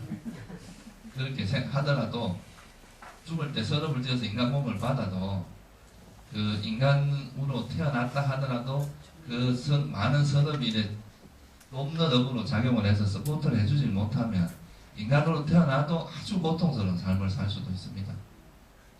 그러니까 항상 우리가 살아가면서 어느 때나 선업을 많이 지을 수 있도록 노력을 하는 게 제일 안전합니다. 그게 사실은 여러분들 윤회 과정에서 짓는 보험입니다. 그러니까 우리가 뭐 세속 이 한생을 살아갈 때는 뭐 여러 가지 보험을 들고 있지만 사실은 우리가 윤회를 하는 데 있어서는 제일 좋은 거는 선업을 많이 지어갖고 일단은 선처에 태어나야 수행할 수 있는 기회도 만나고 여러 가지 이제 덜 고통스럽게 수행을 하면서 우리가 해탈할 수 있지만 일단 악처에 태어나면 수행을 못합니다. 불가능이거든요. 그래서 이 생산업이 작용을 하는데 그 생산업이 그냥 이래 업의 형태로 나타나는 경우도 있지만 그 업의 표상의 형태로 나타날 수도 있습니다. 예를 들면은 여러분들이 보시를 할 때 만약에 부처님을 어느 절에 보시를 했어요.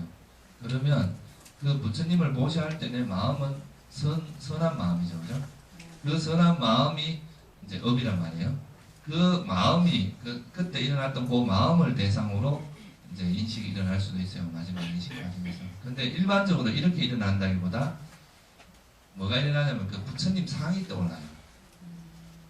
그러니까 자기가 고시한 그 부처님 상하고 그 주변 환경이 이제 떠오르면서 그것은 뭐예요? 내가 지었던 업의 표상이죠, 그죠? 그 업을 지을 때 내가 그 업을 그 선업을 짓는 도구로 사용한, 무슨 말씀인지 아시겠죠? 이런 걸 업의 표상이라고 해요. 아니면 사람을 살인했다면은 그 살인할 때 쓴 칼이 나타날 수 있어요. 그 살인하는 그 장면, 이런 걸 업의 표상이라고 한다는 말입니다. 아시겠죠?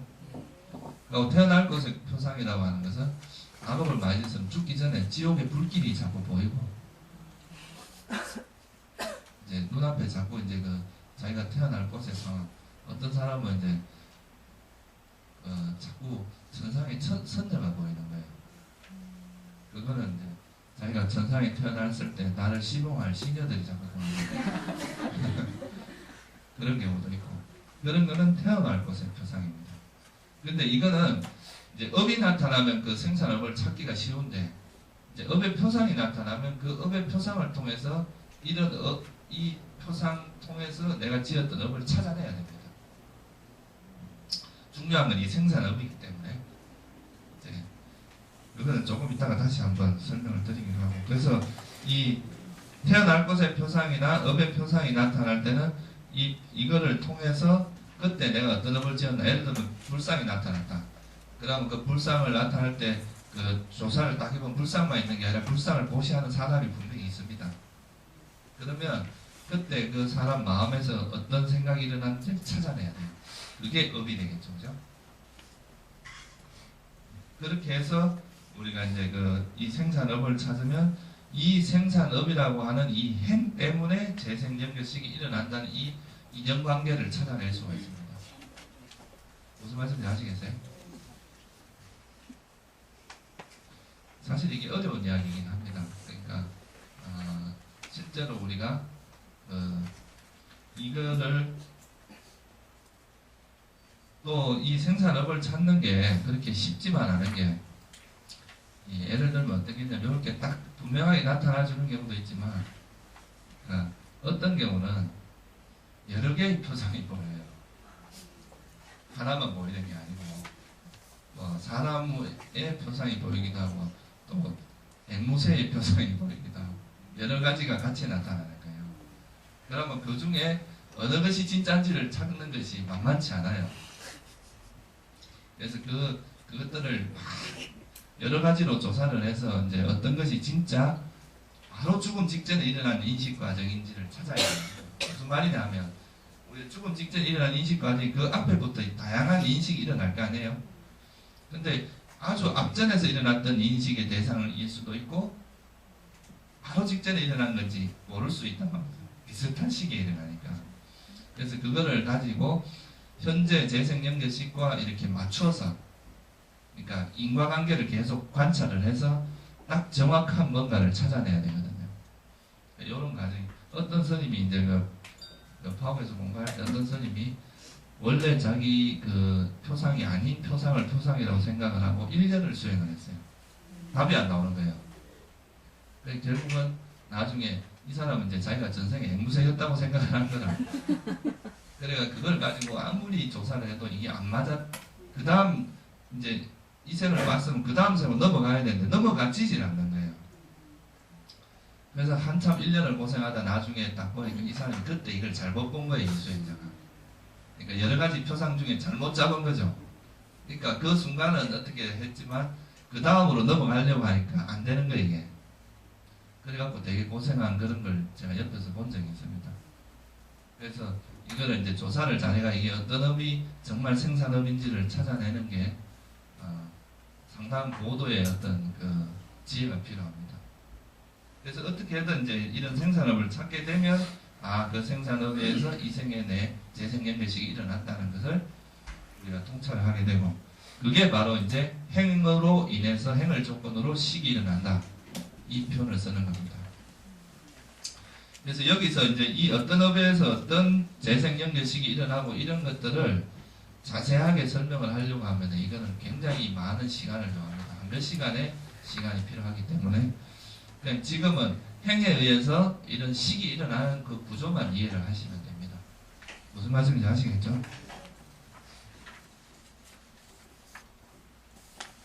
그래서 보통 이제 이 행을 통해서 식이 일어나기 때문에 이 식은 보통 이제 우리가 과거의 마음을 주로 대상으로 합니다. 근데 실제로 이제 우리가 미파사나 수행을 할 때는 꼭 과거의 마음뿐만 아니라 일반적인 마음도 그렇게 관찰을 하는데 기본적으로는 이제 이 과거의 마음을 대상으로 주로 합니다. 과거의 마음이라고 하는 것은 전생업으로 생긴 걸 과거의 마음이라고 하죠, 그죠? 그래서 그 식이 생기고, 그러니까 이 첫 번째는 이제 아까 말씀드린 재생연결 식이라든가 뭐가 생긴다고요? 삶의 과정에서 아니비설 전호식 이런 것도 다 전생업으로 생기는 겁니다. 그러면 그 식을 조건으로 해서 또 뭐가 생기냐면 정신과 물질, 명색이라고 하는 게 생깁니다.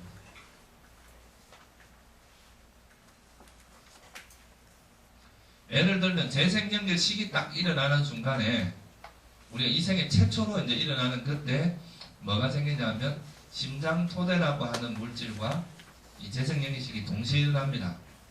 근데 이 심장토대라고 하는 것은 이것도 전생의 업으로부터 생긴 물질이거든요.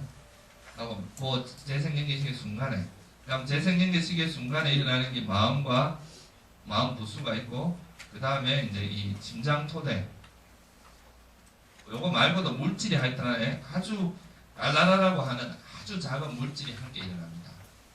그러면 이 구조에서 식을 조건으로 정신과 물질이 생긴다는 그 구조를 보면 이 재생연결식의 순간 요게 마음이라고 하는 게 식이거든요. 식이라고 하는 건 마음을 이야기하는 겁니다. 그럼 요거 식 때문에 마음 부수 요거는 뭐냐, 이걸 정신이라고 이야기를 합니다, 보통. 그 다음 요거는 물질이죠, 그죠? 그래서 이 한 재생연결식이 일어나는 그 찰나에 식 때문에 물질과 정신이 생긴다고 설명을 할 수가 있어요. 보통 우리가 이제 정신을 이야기할 때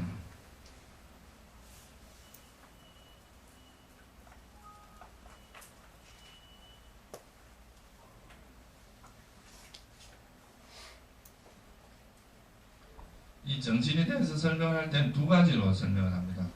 마음과 마음 부수를 합쳐서 이야기할 때가 있고 마음 부수만 이야기할 때도 있습니다. 그러니까 이 개념을 하나로 생각하지 마시고요. 상황에 따라서 두 가지 뜻으로 쓰인다 이 말입니다. 하나는 그러니까 신과 심소를 합친 개념, 하나는 요 심소만 갖고 이야기할 때가 있다는 거죠. 그래서 예를 들면 재생연결식 같으면 재생연결식이 일어날 때 이제 요 마음이 있고 마음 부수가 있고 마음과 마음 부수가 있는데 여기다가 이제 조그마한 물질이, 그러니까 갈라라라고 하는 물질이 함께 일어날 때 이때는 이게 이 마음이라는 게 식이 되고 이 나머지가 정신이 된다 이 말입니다. 마음 부수 합친 게 아니고. 무슨 말씀인지 아시겠죠? 그런데 만약에 다른 구조로 설명을 할 때는 이제 이게 조금 다른 의미로 쓰일 때도 있다는 거예요. 어떤 때는 마음과 마음 부수를 합친 거를 그냥 정신이라고 할 때도 있어요. 일반적인 개념으로서. 여기서는 쪼개진 걸 이야기하는 거예요. 무슨 말씀인지 아시겠죠? 그래서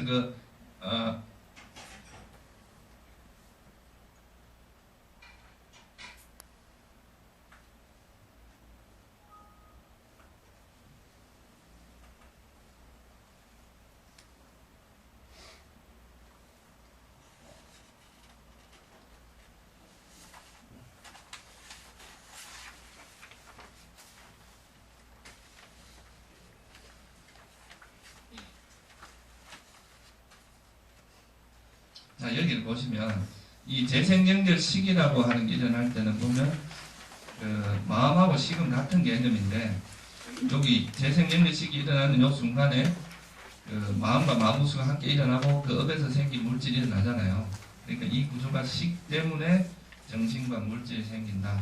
요건 요 한 신찰나 속에서 일어나는 것을 설명하는 거예요. 무슨 말씀인지 아시겠죠? 원래 이 12연기를 정말 세밀하게 설명을 하려면 굉장히 어렵습니다. 이게. 내용이 아주 많은 내용이 내포되어 있기 때문에 그냥 여기서는 여러분들이 정확히 이해가 안 돼도 그냥 쉽게 이야기를 하면 이렇게 이해를 해도 됩니다. 지금 말씀드린 이제 전생의 어떤 무명이라고 하는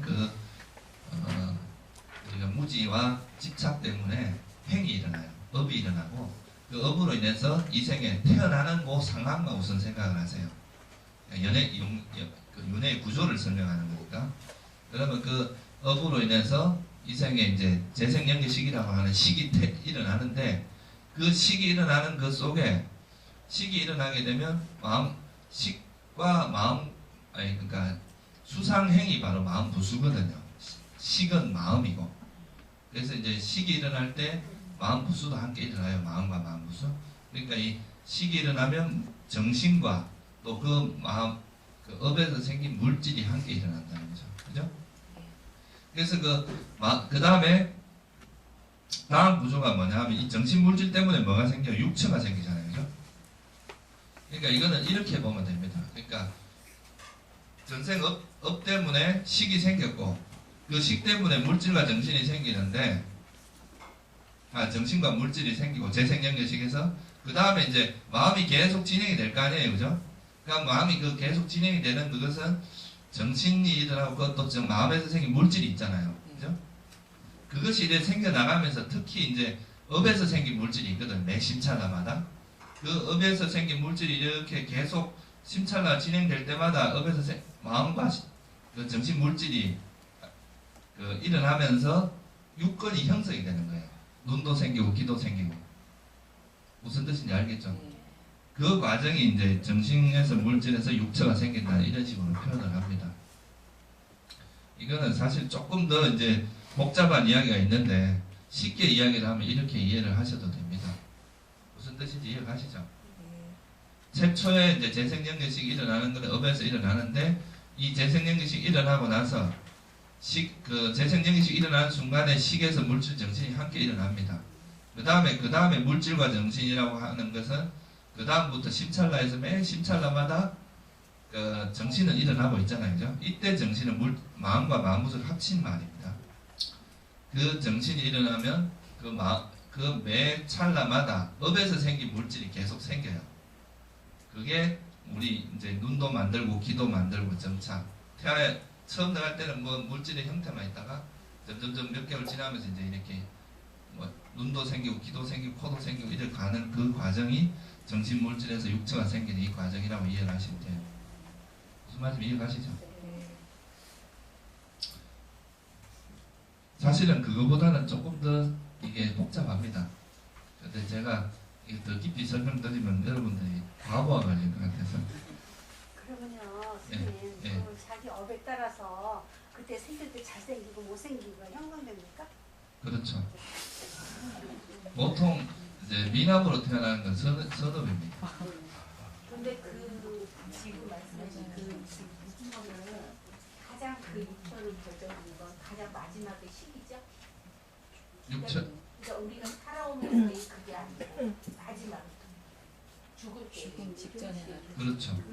이 최초의 재생연결식 그거는 이제 주된 업으로서 결정이 되는 거고 그 다음에 이제 삶의 과정에서 계속 이제 심찰라가 진행되면서 업에서 생긴 물질이 생기는 이거는 전생의 생산업만 작용을 하는 게 아니고 과거 전생에 지었던 여러 가지 업들이 있잖아요. 그런 업들이 계속 같이 작용을 하거든요. 그러니까 뭐 어떤 사람은 똑같이 인간으로 태어나는데 왜 어떤 사람은 부잣집에 태어나고 어떤 사람은 가난한 데 태어나고 이렇게 차이가 나겠어요. 그런 거는 그 사람이 가지고 있는 또 다른 업들이 있어요. 그런 업들이 이렇게 지원을 해주고 안 해주고에 따라서 상당한 차이가 납니다. 콘ser러티로 말하면 이 변수가 너무 많은 거를 12연교에서 그냥 10%라도 맞을 건지 우리가 원인이 헤아릴 수 없는 많은 변수가 있는 건 아니에요. 그렇죠. 변수는 여러 가지가 있는데 아까도 말씀드렸지만 변수는 진짜 많거든요. 예를 들면 제가 지금 한 말 한마디가 미국에 있는 사람에게도 가능성으로 보면 그게 조건이 될 수 있어요. 그렇죠. 그렇지만 그게 너무나 미미해요. 미칠 수 있는 영향력이. 그래서 그런 것은 그렇게 우리에게 이제 조건을 따질 때 그렇게 크게 작용하지는 않아요. 주조건을 딱 뭐라고 판별하고 그러니까 그거를 이제 부처님이 지혜로 해놓은 거죠. 일반인들이 그걸 하기는 어렵다는 거죠. 근데 부처님이 이래 보니까 이 구조에서 가장 주된 원인들이 이런 거에 있다 라고 밝혀놓은 게 이제 지금 12형입니다. 그러니까 어떻게 보면 제가 누누이 말씀드리지만 이 중생이 그 윤회를 하는 가장 근본 원인이 탐진치라고 이렇게 세 마디로 줄여내는 게 쉬운 일이 아닙니다. 이거는 정말 깊이 있는 성찰입니다. 우리가 말을 많이 하는 건 쉬워도요. 그 구조를 명확하게 딱 드러내는 것은 모든 것을 다 알아야 쉬워집니다. 사실은. 수학도 공부를 이제 가르칠 때 보면 그걸 잘하는 사람은 굉장히 쉽게 가르칠 수 있습니다. 근데 잘 모르니까 자기도 헤매니까 어렵게 가르치는 거거든요. 그런 것처럼 부처님께서도 이 중생들이 가지고 있는 여러 가지 고통의 원인이야 뭐 따지면 얼마나 많겠어요. 그죠? 그 뭐 말 하나하나 그 개념적으로 나열을 하려면 무한하죠. 근데 그렇게 일어나는 가장 근원적인 구조를 탐진치라는 말로 이렇게 딱 했다는 것은 그건 정말 어려운 일입니다. 그건 실제로 그래서 이거에 대해서 나가세나 존자가 마음과 마음부수 이렇게 구분하고 이런 것들에 대한 설명을 할 때 어떻게 찬송을 하느냐, 그 찬양을 하느냐 하면 마치 그 세상에 강물이 다 모여서 바다로 모였는데 그 바닷물 중에 이것은 강가강에서 그러니까 강가강을 요즘 말로 겐지스 강에서 온 물이고 이건 한강에서 온 물이고 이것은 낙동강에서 온 물 이렇게 구분하는 것만큼 어렵다는 거예요. 그 마음과 마음부수를 구분하는 지혜가. 그래서 사실은 이제 저도 뭐 옛날에 학교 이제 세속에서 그런 학문을 좀 해본 사람이지만 우리가 그 인식으로 접근하는 거하고 또 다른 방향에서 이렇게 이제 수행을 통해서 선정을 닦아서 고요함 속에서 어떤 세상에 비치는 것. 그러니까 이거는 따마지만 탐진치가 일시적으로 가라앉거든요. 그 순간이 되면. 그렇게 가라앉은 상태에서 세상을 바라보는 거하고는 전혀 다른 차원의 뭔가가 있습니다. 그게 뭐 무시하는 게 아니라 일반적으로 우리가 세속에서 바라보는 건 대부분은 그 안에 자만이라든가 여러 가지 오염원들이 바탕이 되어 있거든요. 그 인식에. 그런데 우리가 이제 그런 선정을 닦아서 마음이 아주 고여진 상태에서 보는 것은 그런 일시적으로나마 그 탐진치가 가라앉은 상태에서 바라보는 거라서 보는 그 형태가 달라집니다. 그래서 이제 좀 보통 사람들이 보는 것과 좀 다른 시각, 다른 각도에서 바라볼 수 있는 거죠. 그것이 이제 완벽해진 분들이 뭐냐면 아니거든요. 탐진치라고 하는 그 우리 인식을 방해하고 우리가 어떤 대상을 바라볼 때 왜곡시키는 모든 구조가 사라져 버렸어요. 그러니까 어떻게 되겠어요? 아주 선명하게 모든 걸 바라봅니다. 물론 이제 기능적인 측면에서 이야기를 하면 아람만 되면 뭐 영어도 잘하고 다 뭐 잘하냐 그런 건 아니거든요. 싸움도 잘하고 뭐 그런 건 아니고 그 탐진치라고 하는 인식을 방해하는 그런 구조가 없어졌고 그 외에 후천적으로 이제 바람이를 닦아 나가면 뭐 모든 면에서 이제 부족되는 게 부처님 같은 분이에요. 그 바람이를 수도 없이 닦아서 이제 뭐 신통도 부족되고 뭐 여러 가지 세간의 지혜까지 다 갖춰지려고 하면 시간이 어마어마하게 걸립니다. 그러니까 이제 뭐 그런 게 싫은 사람은 빨리 알아대가지고 이제 윤회를 벗어나는 거고 그렇지 않고 이제 그런 일체지 모든 것을 다 아는 일체지에 대한 이제 그 원력이 있는 분들은 보살도를 가면서 열심히 바람이를 닦아야 돼요. 그 바람이를 닦아야 이제 모든 게 갖추어진 존재로서 이제 아란이 될 수 있죠. 이야기가 자꾸 옆으로 생겼습니다. 그래서 하여간 그렇게 해서 이제 우리가 마음이 계속 진행이 되면서 재생연결식을 시작으로 해서 이제 그 다음부터 마음이 계속 진행이 됩니다. 그 진행되는 거는 인식 과정이 일어났다가 또 방황과 같다, 인식 과정이 일어났다가 방황과 같다, 이런 식으로 계속 진행이 되는데, 그 마음이 진행될 때마다, 그러니까 매 심찰날을 우리가 나눌 때 생, 주, 멸 이렇게 나누거든요. 이런 걸 아찰라는 겁니다. 아찰라. 생, 주, 멸. 매 아찰라마다 업에서 생긴 물질이 계속 생깁니다. 요 아찰라마다. 그렇게 하면서 이제 정신물, 이 정신이 일어날 때 또 업에서 생긴 물질이 같이 일어나기 때문에 정신물질이라고 이야기하는 거예요. 그러면 그게 이제 우리 육체를 만들어요. 아니비설 신의라고 하는 걸 계속 만들어내죠. 그러니까 여러분도 몸뚱아리가 이제 처음에 태에 들어갈 때는 거의 없다가 몇 주 정도 지나면 이게 거의 형체가 갖춰집니까? 네? 요즘 초음파 사진 찍으면 나오잖아요. 한 4주인가요? 그 정도 되면 이제 인간의 형체가 거의 형성이 되죠. 그죠? 그러니까 그렇게 돼 나가는 과정이 바로 이제 육체가 형성되는 거고, 육건이 있으면 뭐가 일어나겠어요? 색성향 위촉법을 하고 부딪히는 게 일어나겠죠. 그죠? 그게 바로 이제 감각 접촉입니다. 그러니까 눈으로 부딪히기도 하고, 귀로, 아니비설신의라고 하는, 의는 마음의 문입니다. 그 마음의 문을 통해서 이제 이 법이라는 것은 마음의 문으로 바로 들어오잖아요. 그죠? 그래서 그렇게 일어나면, 그 다음에는 뭐가 있냐면, 거기에 대한, 이거는 좋다, 이건 나쁘다, 이건 좋지도 않고 싫지도 않다, 이런 느낌이 일어납니다. 그러면 좋거나, 이제 평온한 느낌 같은 경우는 중립적인 느낌, 우리가 뭘 하냐면 집착을 하죠. 아, 이거 너무 좋다. 계속 이런 느낌을 유지하고 싶다. 그게 바로 가래입니다, 가래. 무슨 말씀인지 아시겠죠?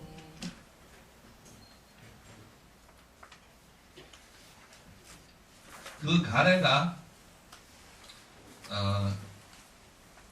이 가래에는 그 감각적 욕망에 대한 가래라는 것은 우리가 이제 그 감각적인 물질이라든가 사람이라든가 이런 것들에 대해서 집착하는 거고, 존재는 뭐냐면 정말 좋은데 태어나고 싶은가, 이게 존재에 대한 갈망입니다.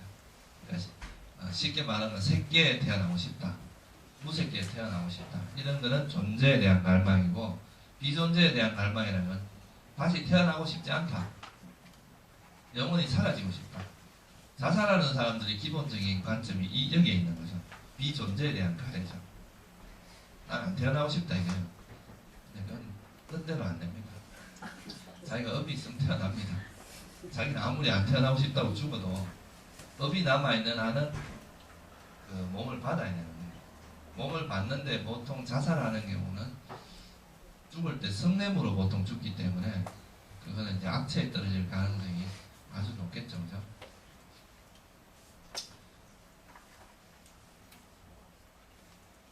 근데 아란이 돼가지고 뭐 이제 더 이상 삶을 유지할 이유가 없다, 또는 몸이 너무 아프고 이래서 이제 내가 지금 현재 몸을 더 유지한다는 게 의미가 없다 할 때 스스로 목숨을 끊는 경우도 있어요.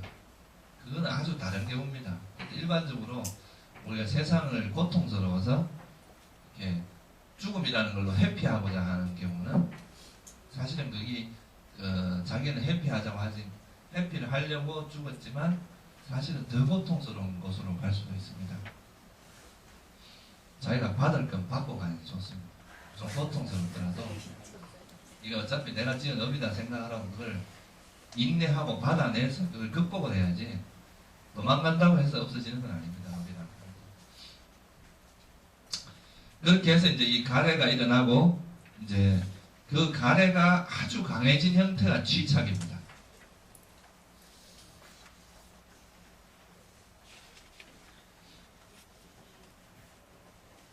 그냥 한번 누구가 보고 싶다 이렇게 하면 그걸로 끝날 수가 있어요. 근데 그 생각을 계속 하다 보면 안 보면 못 견디겠다. 그때 되면 어떻게 돼요? 뭐 이제 어떻게든 차를 몰고 가든지 뭐 갈 거 아닙니까? 그게 바로 치착 다음에 오는 게 바로 유입니다. 업을 짓는 거예요. 그냥 가래가 일어나는 것은 아직 약한 형태인데, 취착이 되면은 그건 반드시 행으로 이어집니다.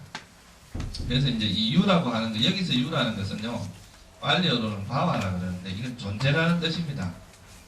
그러니까 왜 존재라고 하냐면 이것이 어떤 존재를 이끌어내는 원인이 되기 때문에 존재라고 하는 거예요. 다시 말하면 업이라는 것은 새로운 뭔가를 생산하는 원인이 되잖아요. 그죠? 새로운 뭔가가 생기게 하는. 그래서 이제 유라고 하는 표현을 씁니다. 이 유라는 개념이 사실은 굉장히 어려운 개념이죠. 그죠? 그래서 업으로서 유.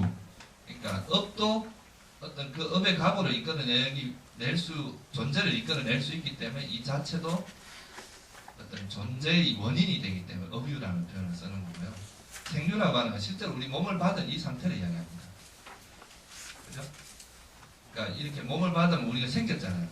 태어난 상태. 그런데 여기서 말하는 이 구조에서 말하는 것은 이제 보통 업유라는 개념으로 이해를 하면 됩니다. 쉽게 말하면 이런 말 다 빼고 업이라고 이해를 하시면 돼요. 유라는 것은. 그러니까 업으로서의 존재. 무슨 말이냐면 새로운 존재를 만들어낼 수 있는 업이 가지고 있는 그 업의 원인이 되기 때문에 그 업을 존재라는 표현을 쓴 거예요. 업의 원인인데 사실은 정확히 이야기하면 존재의 원인이 되는데 그걸 그냥 존재라는 표현으로 쓴 거죠. 그냥. 그래서 그런 집착이 일어나면 다시 또 업을 짓습니다. 그 업으로 인해서 다시 아까처럼 생이 일어나요. 태어나면 뭐가 돼요? 늙고 죽고 병들고 노병사가 일어나죠. 그죠? 이렇게 우리가 좀 보면 12연기를 제가 시간 관계상 너무 이렇게 가볍게 터치만 하고 넘어갔는데 다음에 이거에 대해서 조금 더 깊이 공부를 하고 싶으면 나중에 또 뭐 아미담마나 이런 공부할 기회가 있으면 그때 다시 한번 공부를 하긴 하고요.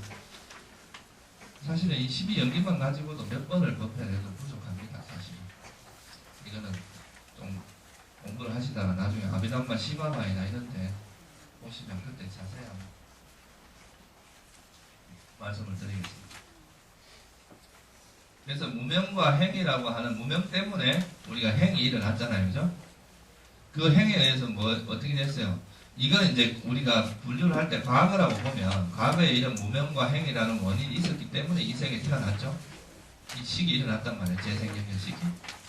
그래서 물질과 정신이 이제 그 마음이 진행되고 그로 인해서 업에서 생긴 물질 때문에 육체가 생겼어요. 육체 때문에 접촉이 일어나고 느낌이 일어납니다. 이거는 과거에 이런 우리 업으로 인해서 일어난 결과라고 봅니다. 근데 이걸 인해서 또 현재 그거를 또 느낌을 집착하고 그게 강해지면 집착으로 강해지면 또 새로운 업을 짓습니다. 업유라 그랬죠. 그죠? 그럼 이걸로 인해서 미래에 또 생노사가 있습니다. 이렇게 뺑글뺑글 도는 걸 우리가 윤회의 구조로 이야기를 하고 12연기를 해석할 때 이제 요 무명과 행은 과거라고 보고 그러니까 무명, 행식, 명색, 육처, 촉수까지를 과거의 업의 결과로 봅니다. 그러니까 현재 요 애치유를 뭐라고 보냐면 현재의 원인. 지금 우리가 또 어떤 거에 대한 갈망을 일으키면서 또 업을 그거에 대한 집착을 하고 업을 짓는 걸로 인해서 다시 다음 생에 생이 일어나고 노사가 일어난다. 이게 미래의 결과 이렇게 봅니다. 그래서 요거를 이런 식으로 이야기하면 약간 산만한 느낌이 있어서 이제 이 사리불존자가 이거를 좀 정리를 한 내용이 뭐냐 하면 여기서 보면 무명행이라고 하는 거 이 속에 사실은 애치유 요거는 사실은 요 무명이라는 것이 일어날 때 무명과 애취라고 하는 것은 어떤 업이 일어나기 위한 뭐에 해당합니까? 오염원에 해당하죠. 그죠? 불순한 마음. 그죠? 이 무명과 가래, 취착 이런 거는 다 이제 그 업이 일어나기 위한 오염원에 해당하고 행과 유는 거의 같은 개념이거든요. 그러니까 무명과 가래와 취착 때문에 행과 유가 일어나고 그로 인해서 우리 삶이 일어나는 거죠. 과보가. 그래서 이런 구조로 단순화한 게 바로 뭐냐 하면은 이 세 가지 해전이라는 겁니다. 12연기를 12가지로 하니까 사람들이 좀 복잡하게 느껴지니까 오염원이라고 하는 것에 바퀴가 있다 이거죠. 오염원이 있고 그 오염은 무명과 가래와 치착이라고 하는 것 때문에 뭐가 일어나면 업이 일어난다 이거야. 무명이 이런 오염원이 없다면 업이 일어나지 않거든요. 이 업으로 인해서 결과 다시 말하면 식, 명색, 그 다음에 육처, 촉수 이런 게 일어나거나 아니면 생노사가 일어나거나 그런 게 일어나는 결과가 일어나고 또 이렇게 생이 있으면 그 속에서 또 뭘 져요? 오염이 남아있으니까 또 업을 짓겠죠. 그것이 또 새로운 결과를 만들고 또 거기서 오염이 있으면 또 업을 짓고 새로운 결과를 만들고 이렇게 끊임없이 돌아가기 때문에 회전한다고 이야기를 합니다. 그러니까 전생에 우리가 오염 이제 번뇌가 있는 이상은 그 번뇌 때문에 업을 짓는단 말이에요. 그 업이 그러니까 오염원이라는 이 바탕이 돼서 업을 지어요. 아까 말했듯이 오염원 때문에 집착을 해서 지을 수도 있고 오염원을 버리고자 하는 선업을 지을 수도 있고 그죠? 어쨌든 오염원 때문에 업을 짓고 그 업으로 인해서 우리가 이제 전생에 그런 이제 업으로 인해서 이생에 왔고 이생에 또 살면서 또 끊임없이 우리가 업을 짓고 있잖아요, 그죠? 그 업을 짓는 거의 바탕에는 또 이생에 있는 오염원이 바탕되어 있다는 거예요. 그거에서 또 새로운 생이 일어나고 그 생에서 또 오염원이 남아 있으면 또 새로운 업을 짓고 또 그걸로 인해서 그 다음 생이 또 일어나고 이렇게 끊임없이 돌아가는 구조가 바로 윤회의 구조다 이 말입니다. 이 재생의 법칙에 대해서 다음 시간에 조금 더 부연 설명을 하기도 하고요. 그래서 이제 이 지금 말씀드렸듯이 오염원의 회전하고 업의 회전, 결과의 회전이라고 하는 이 세 가지를 아까 죽음 직전에 일어나는 인식 과정에서 우리가 그 인식 과정을 찾으면 뭘 찾을 수 있다고 했어요? 그러니까 전생에 이생에 오게 한 생산업을 찾을 수 있다고 그랬죠, 그죠? 그게 바로 이제 이 업의 회전에서 말하는 이 생산업을 찾을 수 있습니다. 그럼 이 생산업이 일어날 때 이 생산업을 일어나게 한 또 동기에 해당하는 뭐가 있겠어요? 오염원이 있단 말이에요.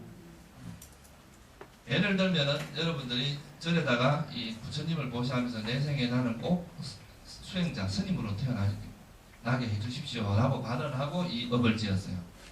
그러면 우리가 수행자로 다시 태어나고 싶다고 하는 것은 수행자라고 하는 것은 사실 잘못된 인식이거든요. 스님이라고 하는 것은. 그죠? 원래는 물질과 정신인데 수행자라고 하는 어떤 그 관념적인 이해를 했잖아요. 그러면 그거는 무명이 바탕이 되어 있어요. 스님으로 잘못 아는. 그리고 그 스님에 대한 스님의 삶에 대한 애착을 가지고 있죠. 그죠? 그것이 바탕이 돼서 어떤 업을 지었어요? 선업을 지은 거예요. 보시를 한 거죠. 부처님을 보시하는. 그게 이제 오염원의 회전 때문에 선업이 일어났어요. 그로 인해서 이생에 태어난 거예요. 그죠? 그와 마찬가지 이렇게 전생에 이제 내가 어떤 업으로서 이생에 왔다는 생산업을 찾고 그 생산업 중에서 어떤 그 원 또는 그런 원이 없는 경우는 또 그 잠재성량이라고 하는 하여튼 뭐 그런 게 있습니다. 그래서 그 원을 찾고 그럼 어떤 오염원 때문에 이런 업을 지었다는 걸 알면 이생에 이제 그 인과관계를 찾아가는 거죠. 그런 식으로 해서 이제 우리가 그 전생에서 이생에 오게 된 이유를 알게 되고, 그죠? 그러면 그 다음에 또 이생에서 그 전생에는 또 어떤 이유에서 그 두 번째 전생에 어떤 이유에서 첫 번째 전생을 하고 세 번째 전생에서 이렇게 거슬러 가서 이걸 알면 우리가 여기서 제가 처음 이야기했던 뭐를 이제 극복할 수 있겠어요? 실제로 과거가 있었다는 것도 알았고 그 과거에 의해서 현재가 왔고 현재에 의해서 미래가 왔다는 걸 우리가 눈으로 보게 되잖아요. 마음으로 본단 말이죠. 그래서 불교에서는 이게 본다는 표현을 많이 씁니다.